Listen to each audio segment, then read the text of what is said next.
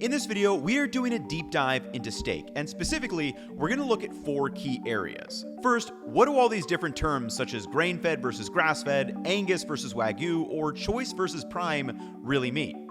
Secondly, are certain steaks like grass-fed and finished ones actually healthier for you? Third, is expensive beef generally more humane and better for the environment? And lastly, can you actually tell a difference between all of these cuts in blind taste tests? So, I bought a bunch of different steaks at various price points, from choice versus prime, grain-fed versus pasture-raised versus grass-finished, and ran them through several different blind tests to get to the bottom of this. And I think this might be my favorite steak from all the tests I've done so far, but let me explain because that's a little bit misleading. By the end of this video, I promise that you will understand all the differences and nuances in the steaks that are available for you to buy so you can ultimately make a confident purchasing decision. Because let's face it, it's never been more confusing as a consumer when purchasing steak. Before we dive in, a question I commonly get asked is, what are your most used cooking items? And for the past several years, that answer has been the same, and it is this carbon steel griddle from today's sponsor, Made In. And there are 3 main reasons why. First, the griddle spans 2 burners, so I can really maximize my cooking space. And you kind of feel like you're in a restaurant or bodega setting with the flat top because you can make a bunch of different quick cooking meals. Reason number 2, it's really easy to clean. So I never actually bring this thing over to the sink. What I'll do after cooking is just give it a quick scrape with my spatula and then kind of wipe down any excess fat or oil with a paper towel, and I am good to go. Because this carbon steel surface gets naturally non-stick and builds up over time, it makes it really easy to clean.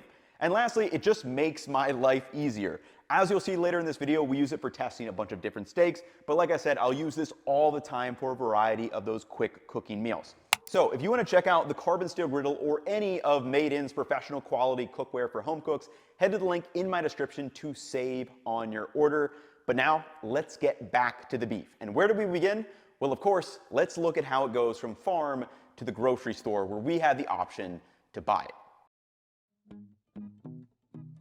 Starting in the 18th century, humans began to selectively breed cattle for meat.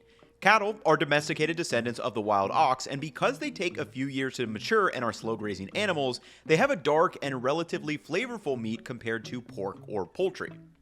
Now, there are 2 big variables that affect the flavor of the fat and muscle fiber in the steaks we have available to buy. First is the breed of the cattle, and secondly, how the breed was raised. And this includes the diet, such as grass versus grain-fed, the age of the cattle at slaughter, its living conditions, and how it was processed. In the United States, the most common beef cattle are Angus and Hereford breeds, which generally mature faster and thus can gain more weight on less feed. However, there are several different varieties and crossbreeds of these cattle that are raised for beef all around the world. So how much difference does the breed make in a steak? Well, it depends. The most extreme example is a 100% purebred Wagyu cow, which, as we've learned before, will have insanely marbled meat compared to most other breeds. However, even if you had 2 cattle birthed from the same mother but raised them differently, you can end up with 2 different looking steaks, and this is why how the breed was raised is so important. Here's how that process works at a high level. So in the US, as of January 1st, 2024, the herd of cattle and cow inventories was at 87.2 million head of cattle. And of this, 28.2 million are beef cows, 9.36 million are milk cows, and the remaining 49 million or so are other cattle and calves that have not yet been designated for milk or beef or some other variety. American beef comes mostly from steers, which are males that have been castrated as calves, and heifers, which are females that have never given birth. And as noted by UC Davis, the beef cattle industry is not a single entity. Throughout the country, beef cattle are raised under a tremendous variety of different management inputs, environmental settings, and production intensities. Keep in mind as we continue, the business of beef is big business. In 2023, the global beef market size was valued at $526 billion USD, so a lot of decisions that shape how the beef cattle are raised, fed, and processed are made with the economic realities of supply and demand, human consumption preferences, and limited natural resources. And this is why today we have so many steak options available to us with a bunch of different terms at various price points, and why it's harder than ever to be a well-informed consumer. So let's take a look at some of these different inputs and piece together the phases of the beef cattle life cycle. It starts at birth, where a calf will typically weigh 60 to 100 pounds, where it then moves to the cow-calf phase. The cow-calf phase typically lasts 6 to 12 months, where the calf will grow in size, anywhere from 450 up to 700 pounds, until it is weaned from the mother. And as noted by the USDA, throughout the United States, cow-calf operations are located on land not typically suited or needed for crop production. These operations depend on range and pasture forage conditions, which in turn depend on the area variation of average rainfall and temperature.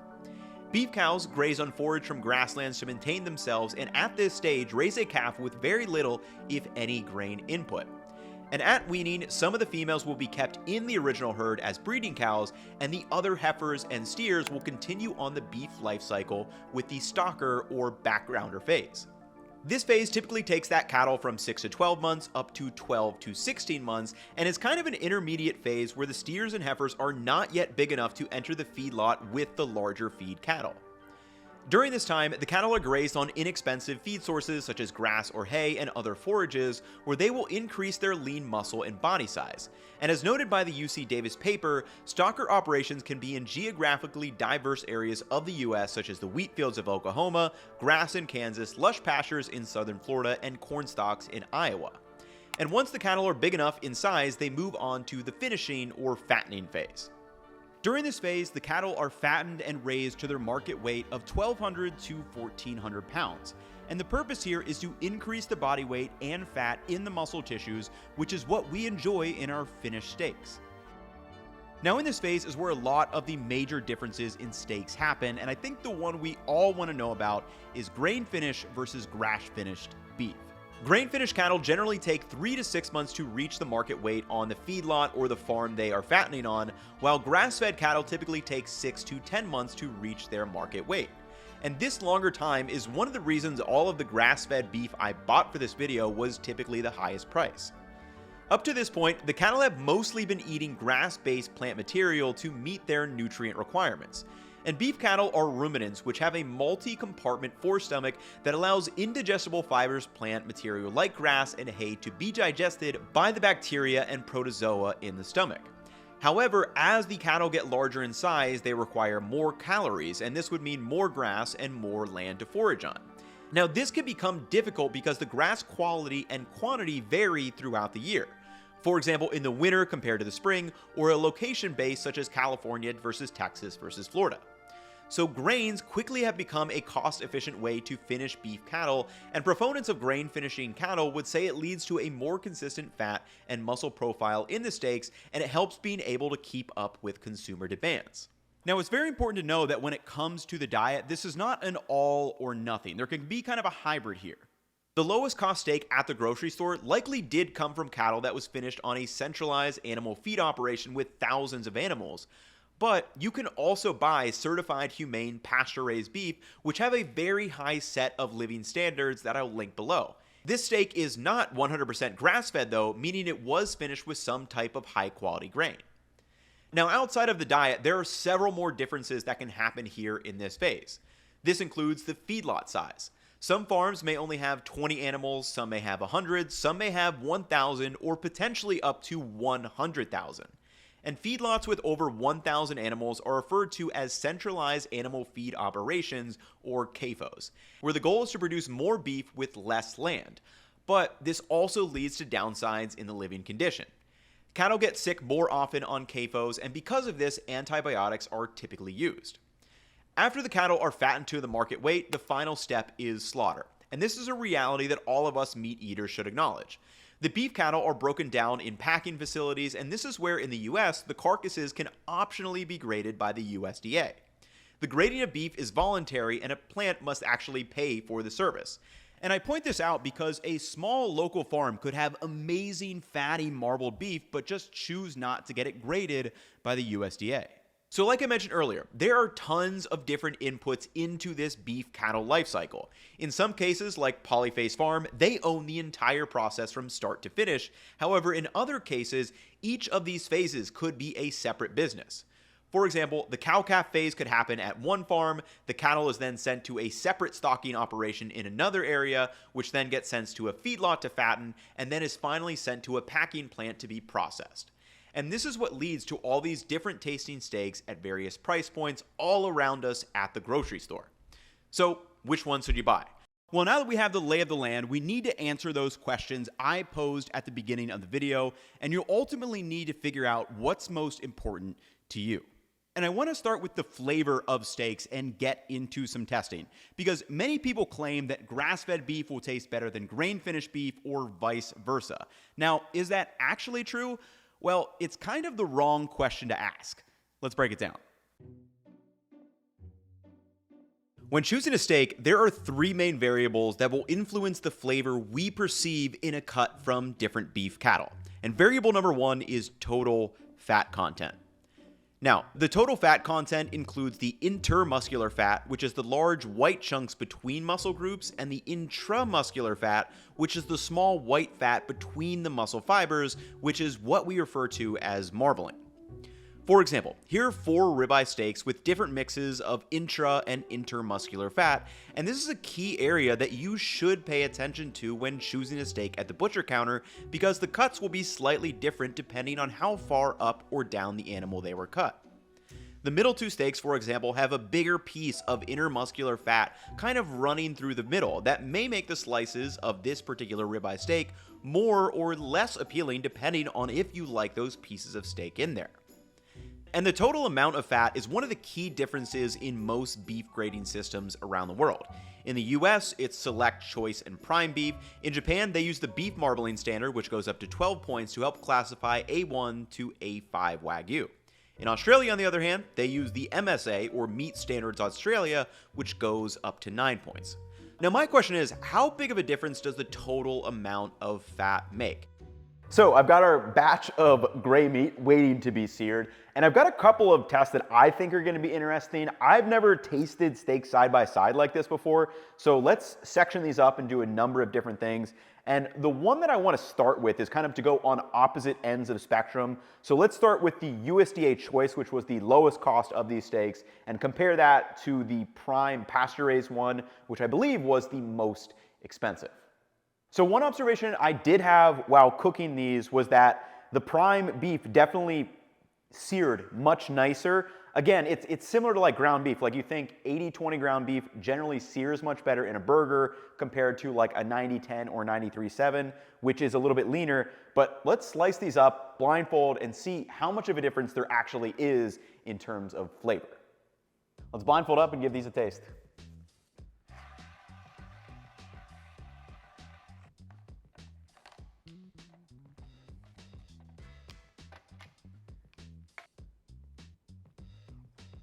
Pretty good steak. Again, really good. Those tasted very similar, if not identical. I felt a little... I think this one's pretty easy. These two are the same. I'm assuming they're the prime ones. This is the USDA choice, but let's see. Yep. So this was very easy to tell, mainly because of the texture. Like right away, I was like, the texture on these is different. You can see this really has much looser meat fibers, again, because it likely has a lot more intermuscular fat in between all these little muscle fibers. Whereas with this, it's, thicker muscle fibers. It's a little bit denser, chewier. As terms of flavor go, though, not as much difference as I would have thought. I definitely preferred the flavor of this, but that could have been due to it like browning up a little bit better. And then this is juicier, obviously. So especially when it comes to overcooking beef, like a prime steak is gonna be much more forgiving than a choice steak, which has much less intermuscular fat. Very, very interesting test, and really cool to actually do this side by side. But I think next what I want to do is take 2 of the grass-fed steaks and do them side by side. So let's do just that. Okay, so the total fat content of a steak is just one variable we need to pay attention to when choosing a steak based on the flavor. But what happens if 2 steaks did have the exact same amount of total fat, but one of them was 100% grass-fed and the other was grain-finished? And this brings us to variable number 2 that can affect the flavor of beef, which is the unique chemical composition of the muscle fiber and fat. Sounds complicated, but we're going to simplify it. Fat is the major contributor of flavor development in different types of meat. For example, it's primarily the chicken fat that makes chicken smell like chicken, the pork fat that makes pork smell like pork, and the beef fat that makes beef smell like beef. And the idea here is that the diet of the cattle will lead to slight differences in the chemical compounds that exist in the fat and muscle fibers. For example, here's an observation from the study on the ruminant meat flavor. The ruminants that are finished on grains tend to have a lower concentration of linoleic acid as compared to the ruminants finished on grass because of the effects of the intermuscular fat of the meat. And this variation in the composition of fatty acids also affects the meat flavor. And when we say flavor here, we're really asking, does grass-fed fat and muscle fibers have a different aroma when it's cooked? And if you remember from the Steak Fundamentals video, a sous vide steak has very little taste and very little aroma. We need to add salt to season a steak properly, and secondly, we need the Maillard reaction to occur on the exterior to create the umami compounds. And additionally, it is in fact the Maillard reaction that happens with those amino acids that generates most of the aromas we identify as beefy flavor. So to begin to test this variable, I realized we needed to do two different tests. Instead of jumping straight to a grain finish versus a grass finished steak, it's basically impossible to control for the first variable of total fat content. So to try and control for that, I decided to do a ground beef test where the fat content is exactly the same at 80-20. But one is from grain finished beef and one is from grass finished. And then in the second test, we'll look at steaks with a similar total fat content. Okay, I've got 4 bowls, 2 marked G, 2 marked unmarked, which are just the regular chuck. Let's do a little quick triangle test and see if I can actually pick out which one is which here.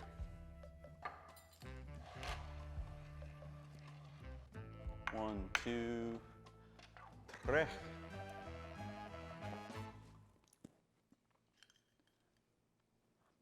Yep. Yeah. Yep. I think I've got it, and I think this is a little easier than I thought it was going to be. I think 1 and 3 are the chuck, and then 2 is the grass-fed, and then the other grass-fed is the one I left off. Let's give it a look. So, yep, chuck, grass-fed, chuck, grass-fed. That's really interesting. So I'm pretty surprised at how easily I was able to pick these out between the grass-fed and kind of that standard chuck roast, which is just like the basic option you'll typically have at the grocery store. But before you go off and just buy the most expensive ground beef, I do want to point out a couple of caveats. Now, we need to do a whole separate video on ground beef because there's like 5 or 6 different tests that I want to do, such as fresh ground versus vacuum packed, brisket versus chuck, or looking at leaner beef varieties and venison or bison. But in this first test, I was able to pick up on some differences in flavor, aroma, and texture. But how will that fare in the steak test? Let's see. Okay, so I've got 2 New York strips. One is grass-fed, one is grain-finished. Both are prime, but still slightly different in the total fat content. Let's blindfold up and see what we taste. Oh, lost one, I think. All right, well, we'll just take that one.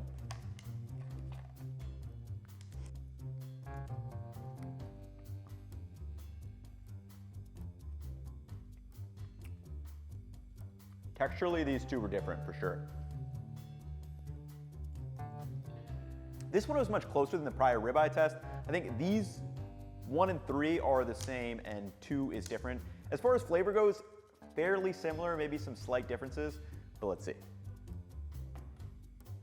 Okay, so yeah, this was the prime grain-fed. This, yeah, yeah, you can feel the same. So really, again, it's the texture that I'm picking up on the differences. As far as kind of beefy flavor aroma, I don't think you can make any kind of general conclusions that grass-fed is always going to taste one way or grain-fed is always going to taste one way. You really need to kind of go by a steak-by-steak and cattle-by-cattle basis because there's going to be some variability and seasonality. For example, here are 2 100% grass-fed New York strips, and just based on the visual total fat content, it's obvious these are going to have a different texture and flavor. Now, if you could somehow make two absolutely identical steaks down to the fat and muscle fiber content, but one was grass-fed and one was grain-finished, the diet would likely have an impact on the flavor, but again, both of them are probably going to taste really good anyway.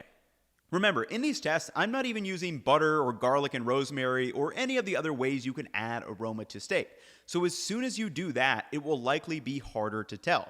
Lastly, I do want to take a quick look at variable number 3 that you should be aware of, and that is the size and tenderness of the muscle fiber. In the chicken breast video, one of the big differences between lower and higher cost chicken breasts was the size of those individual muscle fibers.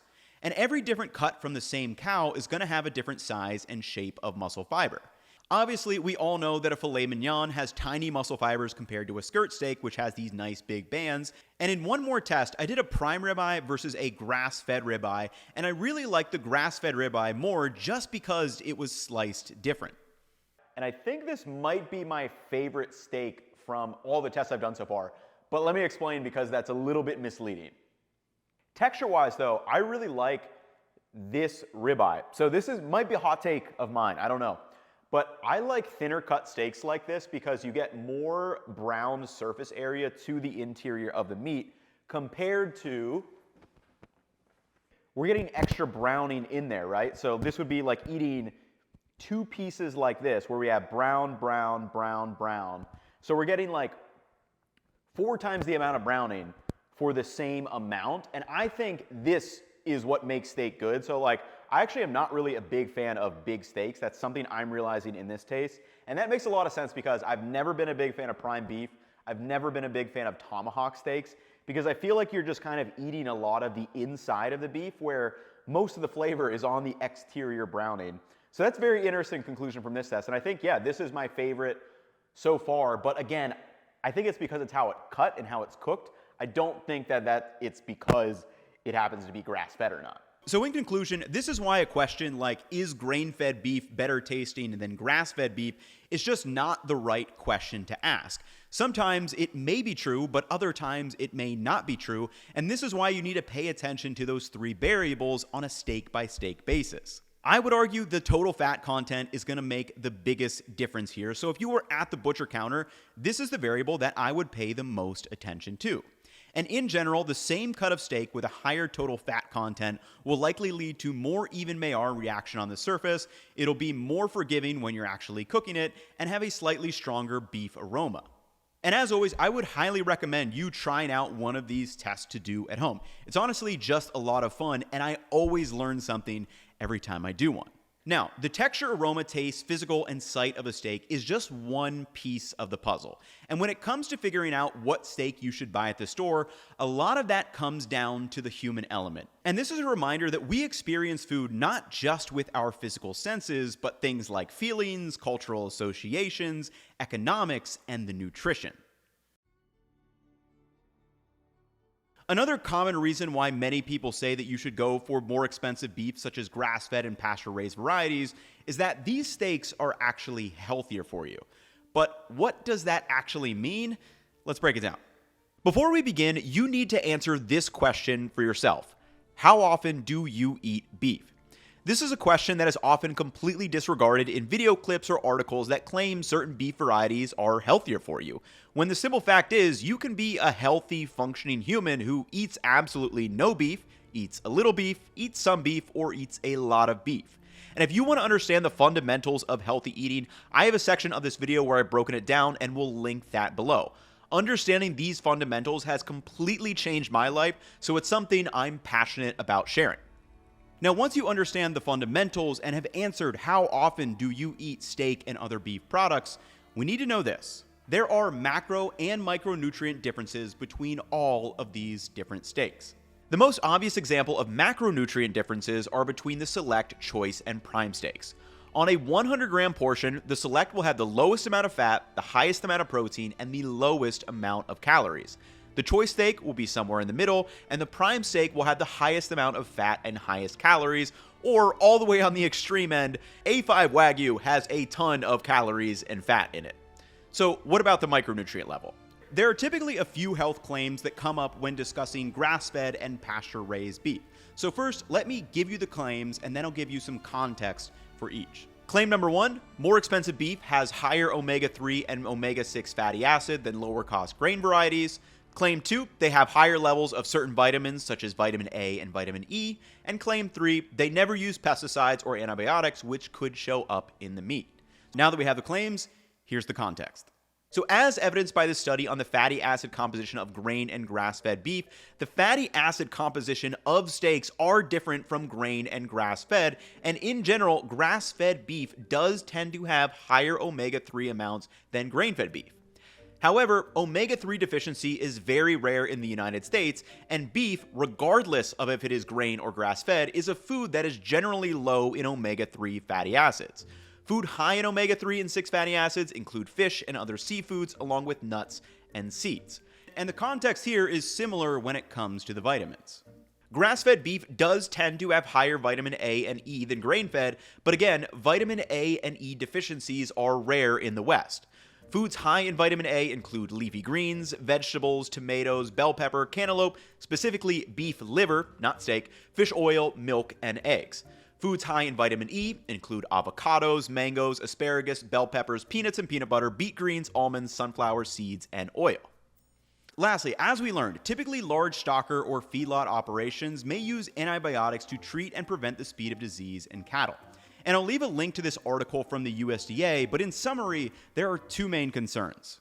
First, the residues of antibiotics may be in the meat, which could cause allergic reactions and digestive problems in humans that eat them. Now, because of this, the FDA has established minimal intervals between the last dosage and the time of slaughter to prevent these residues from happening, and the penalties are steep if they are found. The second concern is that using antibiotics with cattle could promote the development of drug-resistant bacteria. Now, this is a point of controversy in our entire medication system, not something we're really going to get into on this channel.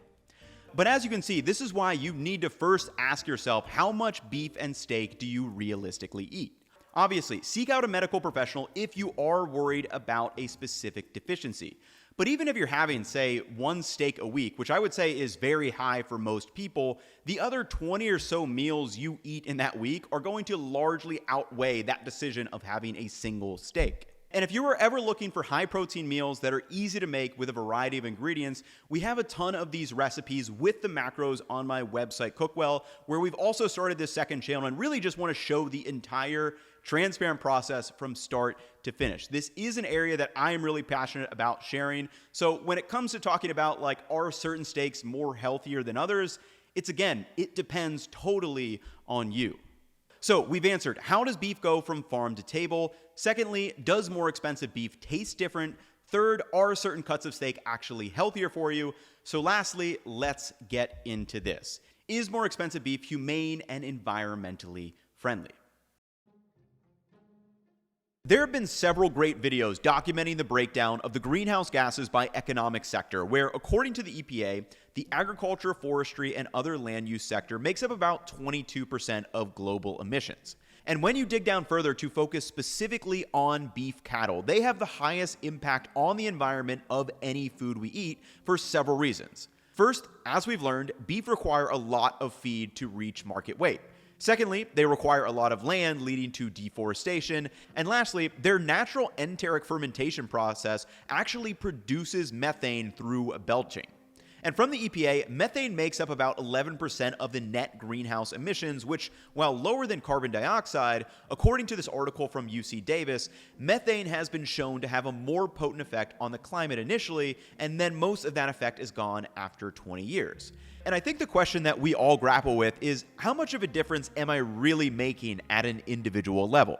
And this is where I get frustrated too, because the more you look into it, there's studies, articles, and videos on all sides, and it's a very complex issue on a global scale food system. And if you want to think about it more philosophically, it's so hard to quantify if we're making decisions for the good of the next 10, 50, 100, or 1,000 years. It would be so convenient for us to have globally available beef that tastes really good, has the lowest cost, treats the cattle well, and is also great for the environment.